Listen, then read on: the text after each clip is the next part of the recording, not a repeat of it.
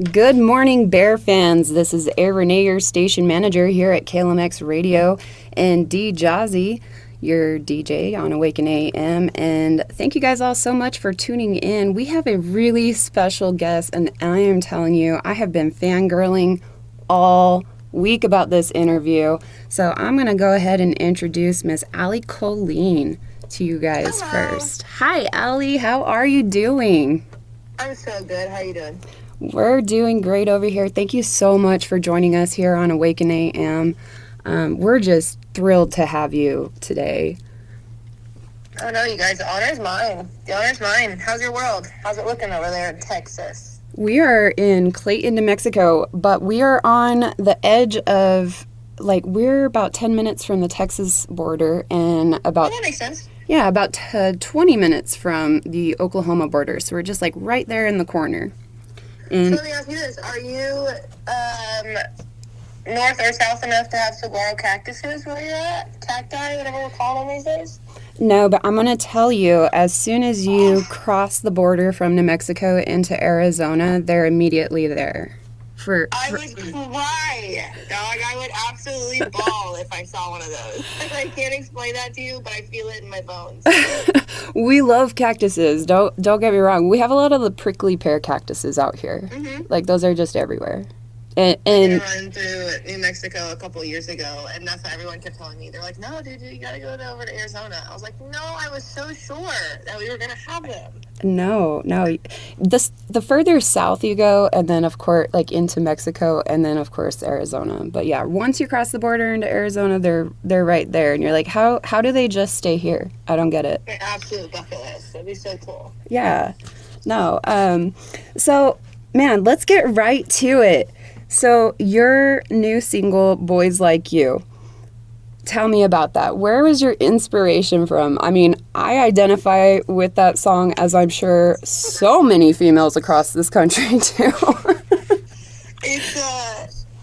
I love Boys Like You. I really do. It's a song that we've started to kind of wait our whole, we wait all set list for Boys Like You to come up in a song called Halos and Horns. It's my band and I's favorite 2 songs to play. But it was actually really, really challenging to write, right? Because I had the idea, I was inspired, nonetheless, and I had the idea. Inspired, huh? Okay, so we have to write these verses with no new information. You know what I mean?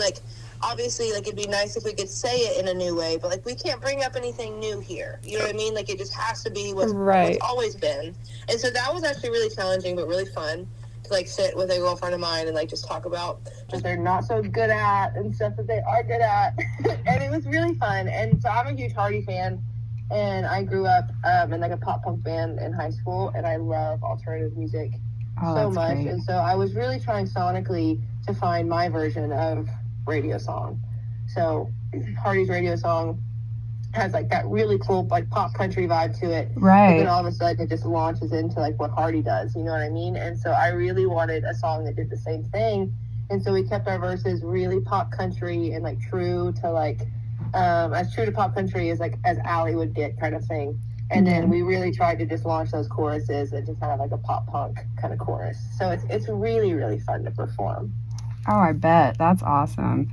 And so speaking of performing, you just got off tour with Lee Bryce, is that correct?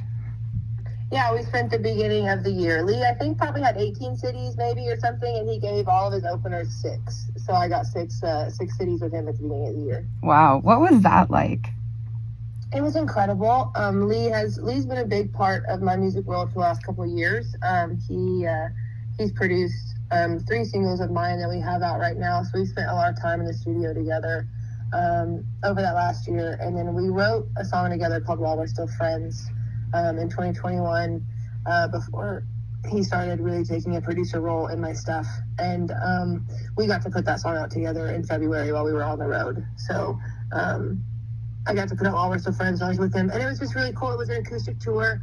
So it was just him acoustic and me acoustic, which led for a really intimate crew setting kind of thing. So like we were on the crew bus, and that was probably my favorite part of the entire thing, was just getting to be around like his crew and his people, and like getting to learn from them about like their stage setups and just stuff that I'm going to need in the future, but like just not really a place that I'm at yet kind of thing. So that was really, really cool for me. Oh, I bet.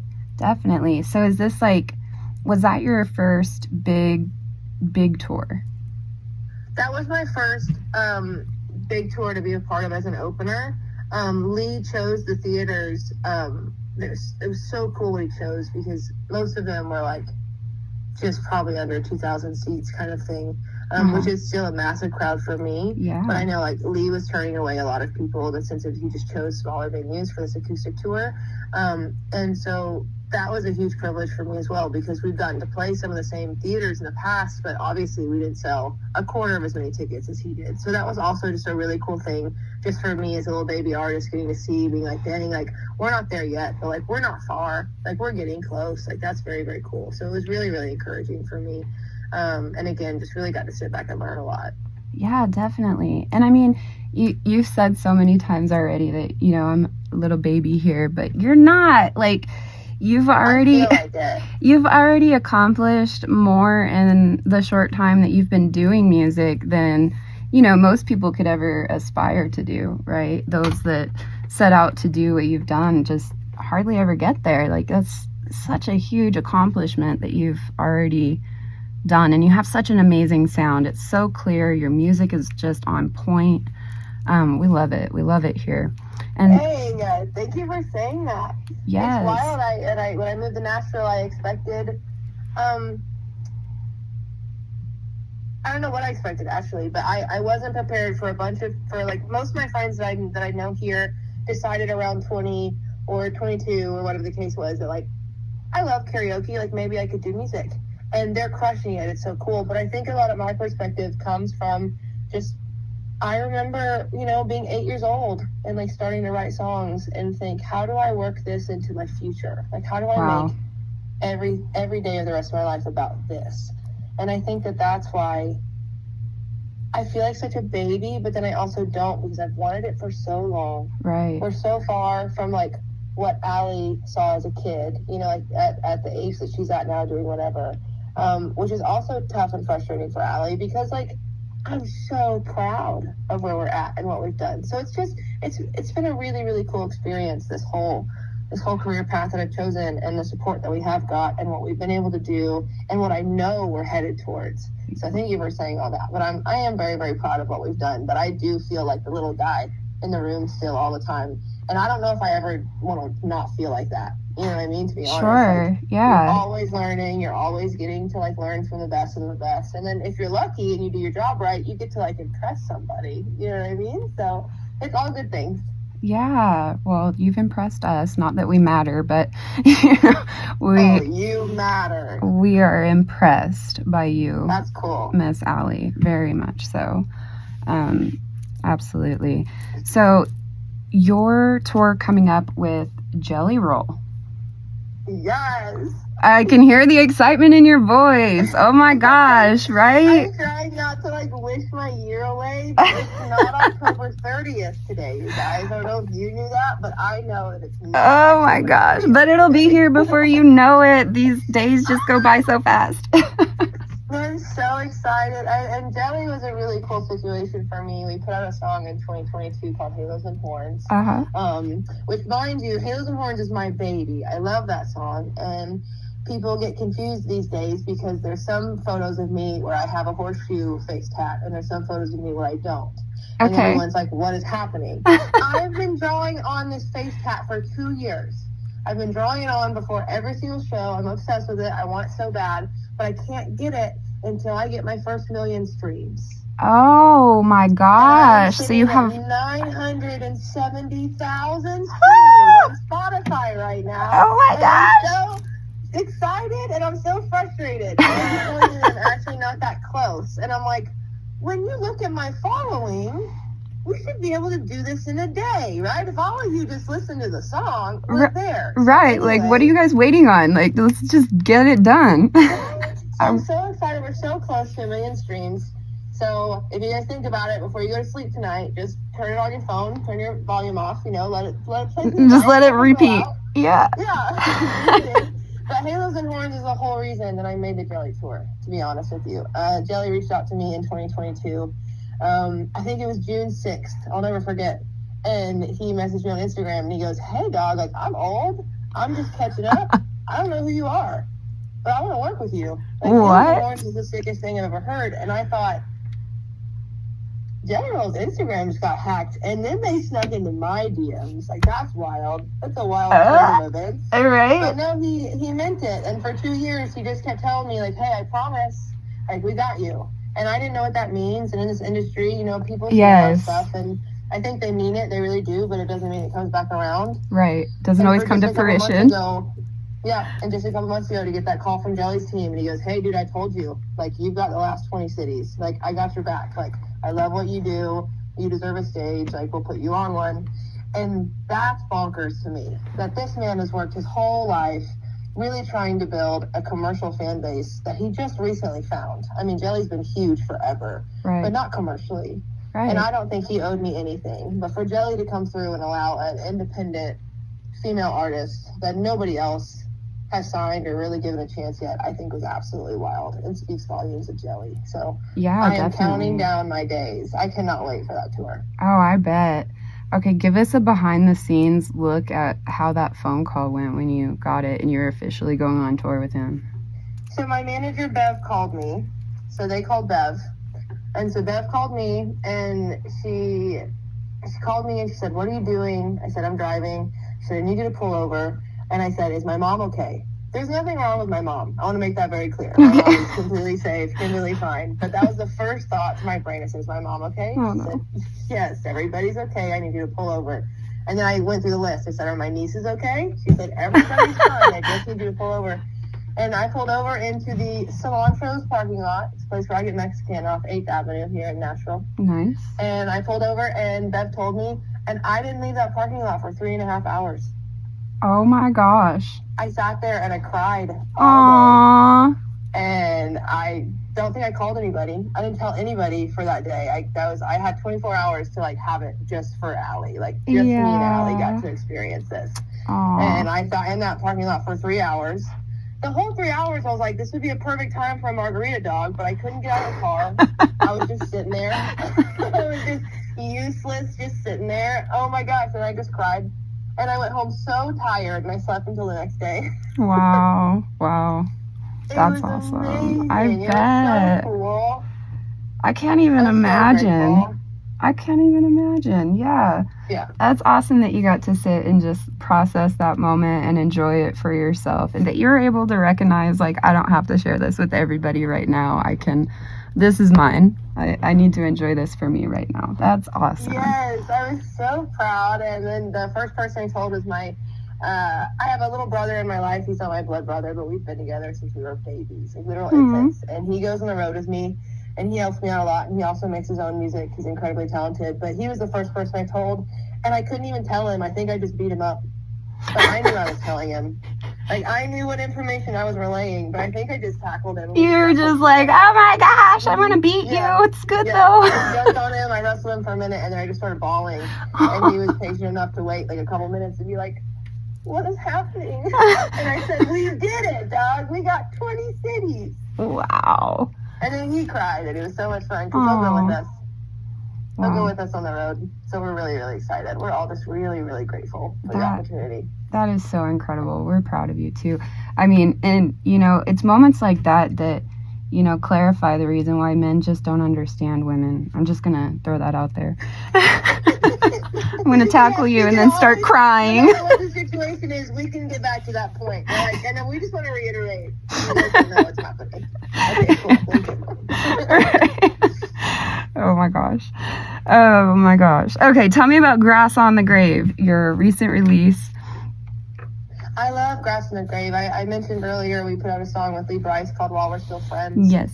And I'm just like, if you ask me who I am, Allie, literally, I just feel like an old divorced lady. I just do. It's just how I feel in life. I'm just like done with the relationship stuff, whatever. I was married, and it was incredibly kind, and it was wonderful, and that's kind of what While We're Still Friends is about. And so all that to say, Grass in the Grave is kind of where it is now.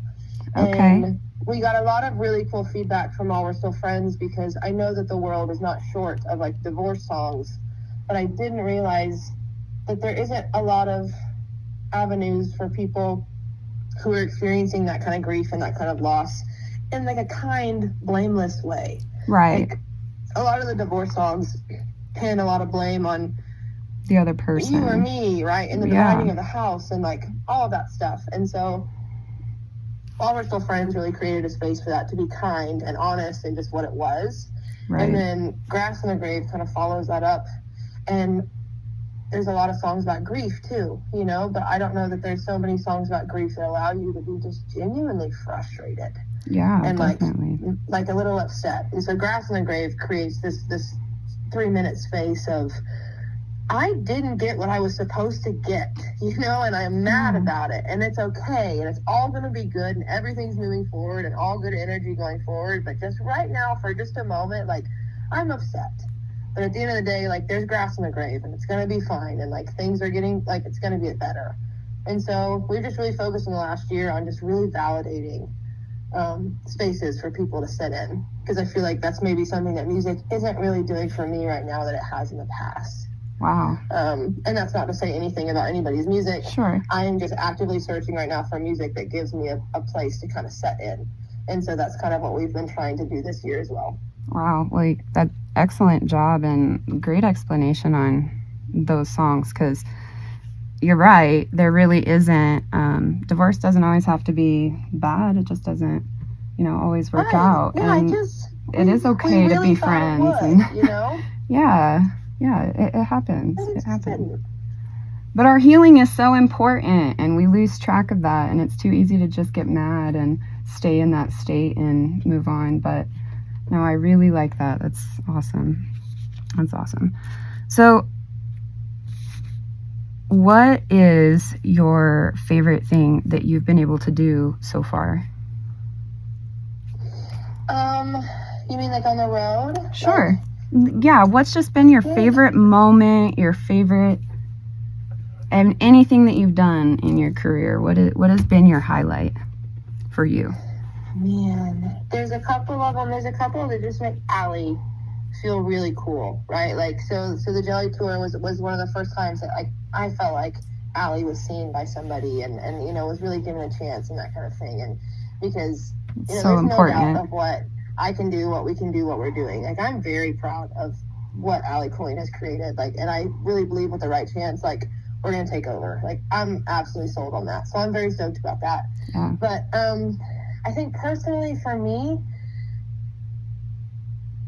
it's watching Allie become something bigger than Allie, you know, which is kind of, I think, what you would always hope it would be. But I grew up in Oklahoma, and my family runs a wildlife rehabilitation clinic in Oklahoma. So That's what we do. We just, they take care of animals all day long with no thank you from anybody, you know what I mean? And then hopefully if you do your job right, you release the animal, and it also doesn't care about you, and it goes on with its life. And that's the goal, right? That's what we're all hoping.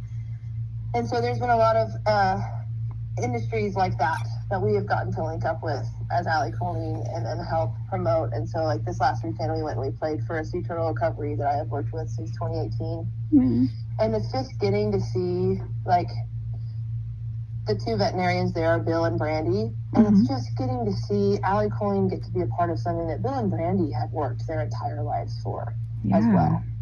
And, like, somehow the music has a part in that. And I think that has been probably the coolest thing for me over these last couple of years, is just getting to see Allie be a bigger part of something than just Allie wanting to be a rock star. You know, like, getting to help people and getting to be a part of things and getting to go and sit in on these surgeries with sea turtles that I have no qualifications of getting to do. But luckily, because they love my music, I get to sit in on a surgery with a sea turtle. Like, that's wild. What? And just getting to see, like, all of the things in life that I care about come together just because I was brave enough to do what I cared about doing. Yeah. I think that's always, like, such a payback that is just such a gratifying moment of, like, because yes, Allie wants to be a rock star, right, and have fun and do all the things, but that was really scary, right? Like, telling everyone back home, like, no, I'm going to go do this. I'm going to, like, instead of, you know, maybe doing something safer. And it's just, there's something incredibly gratifying about taking that bravery and doing with it, what anyone's done who's just taken a dream and turned it into something.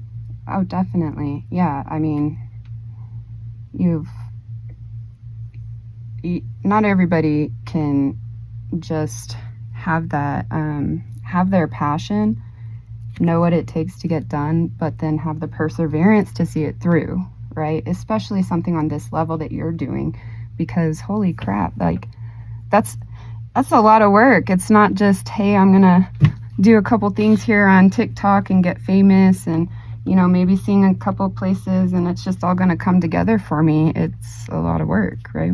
It's so much work. It's just wild also, like embodying a product, because I can compartmentalize my brain, whereas like if I made the next best toothpaste or something, I can see how, like, I don't know, maybe that world is different. But all that to say, I had a conversation the other week with someone who was like, no, and you're really lucky in your career to not have received very many no's either. And I thought, one, that's really cool that you think that. I thought it's really cool to me that you think that no one's sitting up here going, Allie, no, you're not good. Like, right. That's wild to me that you think that, like, this is easy. Oh, yeah. I've done something right in that sense, I do believe. But it was cool to just think, like, no, like, we get rejected every day. Sure. By sponsors, every single day there's been a single label, that's really taking us that kind of thing. And I'm not mad about any of that stuff, but I am very proud to look back and see how many times, like, we have been told no, and we have been told, like, this isn't for you, or you're not ready, or whatever the case is. And I'm not even saying those people were wrong at the time, but it is just incredibly cool to get to have done this and to really take on the bravery. And what blows my mind more than anything is I'm not doing this alone. Like, I have an incredible team. Like, my manager, Bev, works harder for me than anyone ever has, and it's not Bev's name on the ticket. Right. And that's what blows my mind, is the thought of having people come in that also want to make Allie into something. Yes. And they don't get to receive half of what I get to receive. So I'm just really grateful. I love that. That is so cool. What has been your biggest struggle? I mean, you've gotten a lot of no's. You've seen the no's, but has there just been one no that you really thought was just going to be the end of everything, and it turned out that was a good no to get? Yes. And I think it's always, I don't want to sound like a weird, like, we like weird here because it's not supposed to be such a big idea. It's not supposed to be like a crazy idea, but it's me. Like, I am my biggest no. Okay. That I run into every single day, and it's really frustrating. Sure. But I think the hardest part of this for me would be and will always be, like, the body image thing and the being on stage thing, and, like, doing this, like, being a part of an industry that is so face value, I think has been the hardest thing for me. And, being told that maybe you're too heavy for something, or being told that because you look like this, it doesn't fit our station or our outlet or anything like that. I think that's probably been the biggest thing, is the no's that we have received in the eye of vanity. You know what I mean? It has nothing to do with our music or what we sound like, but the no's that we've received because I didn't fit the bill with what something was supposed to look like. Which we can all agree at the end of the day, like, well, that's silly, but it is business, at the end of the day. Like, it really is. And I'm not saying that those people are bad people for framing their mindset the way they do, but I know that the biggest thing that I run into every day is just the same warfare that every woman on this planet, and a lot of the men I know too, go through. Yeah. And that's just how it'll be forever. But I have a good support system. That's great. That's unfortunate, though, that would be a boundary for you, because you are just one of the most beautiful women I've seen. You're gorgeous. Thank you for saying that. There's nothing wrong with anything you're doing, girl. And we're really hoping you get those streams so that you can get that face tattoo. I drew on. Oh my God! It's just a matter of time. I drew on my face tattoos forever, and then I finally got them too. Really? Yeah, you have to know that you really want them, right? Because that's a commitment. Yeah. I wore fakes on my neck for months, and I would do a bunch of different photo shoots and a bunch of different stage lightings and stuff to make sure that, the throat tattoo looked right. So we've kind of done the same thing with the horseshoe, but I'm so ready for it. I want it so bad. I want the million streams, but I really want the face tattoo, I think. Me too. Luckily for me, I know I'm going to get both. So it's going to be fine. Yeah. That's awesome. It's going to be fine. That's awesome. So what are the chances of you coming down to our area of the world? I mean, Oklahoma's not far. We're always trying to get there. We're always trying to get everywhere. I know that Houston is not near you guys at all. It's on the other side of Texas. I understand that. But I think that might be one of our Jelly Show dates is Houston or Fort Worth, one or the other. I could be totally wrong on that, but I know I have one Texas date on the Jelly Show. Mm-hmm. We've tried to play in Texas a lot over the last couple of years, and it's funny how Texas works, like in the music. We've only got to play that one show in New Mexico, but we would love to come back. There's that bar in Phoenix where you can ride a bull, apparently, and I gotta get there. Well, yeah, you gotta see the Socorros. And I gotta see the Socorros so bad. So no, we would love to. It's just all a matter of just routing for the most part, kind of thing. But we would love to. We would love to spend a lot more time on the road, and that's our plan hopefully after the Jelly Tour, we're not going to have any problems filling up our schedule. Well, definitely. It's our dream. So if we do our job right, we'll be all over the place. Right. So unless you make some crazy blunders between now and then, you should be filling up your calendar. I'm thinking. I'm thinking. I feel good about it. Yeah. All good vibes. Awesome. Yeah, we're going to be sending all those good vibes your way too. We'll be thinking about you, praying about you. If you've got a little local venue that you think that we would kill, that we think that we could come in and play, like please send it to Bev. Like, we would love to come and play. I find that's probably where most of our success touring will come from, like later on, is we've always played tiny towns that aren't near anything. But once you go and you play that town, we've never had anyone be like, no, like I would definitely drive the 6 hours, to Santa Fe to watch you play, right? Or whatever the case is going to be, kind of thing. So it's like, that stuff helps us more than you think. So if we have any kind of routing between like Colorado and Texas and like South Cal or something like that, like I would love to stop in and play anywhere that you guys have. Oh, awesome. We would do well at, because we would just love to do that. Well, I might send her some information about the Caveman Music Festival up in Weston, Colorado. That happens every year. And it's a really, we would love to. Yeah, it's a really good one, and we get to send our fans out to that. We get to go to that and do some videos and things like that. It's really fun. This year, the Wallflowers are going to be there. I don't know if you know who they are. I think that would be a blast. So I'm familiar with the Wallflowers. Okay. That would be so sick. When is the festival in the year? Do you know? It's every Labor Day weekend. It's a 3-day festival. Okay. But yeah, they have tons of music artists, a lot of Texas country, really, but rock and everything. It's just a fun time.